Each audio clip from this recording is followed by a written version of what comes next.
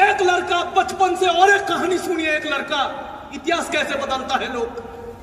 एक लड़का, एक बच्चा, একটা বাচ্চা যাকে স্কুলে সবার থেকে আলাদা করে বসতে দেওয়া হতো, যার বন্ধু বান্ধবরা তার সাথে বসতো না, যাকে কেউ ছুতো না, যার টিচাররা তাকে ছুতে পর্যন্ত চাইতো না, যাকে জল খেতে দেওয়া হতো না, বৃষ্টি পড়লে যদি কারোর বাড়িতে আশ্রয় নিত ধাক্কা মেরে নোংরা ফেলে দেওয়া হতো, কোন একটা পুকুরে যদি জল খেতে যেত তার বাবাকে মেরে হাড্ডি ভেঙে দিয়েছিল।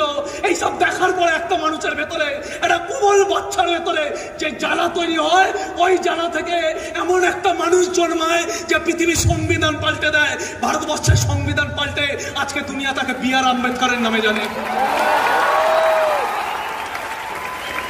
बी.आर. अम्बेडकर क्यों पैदा हुआ था?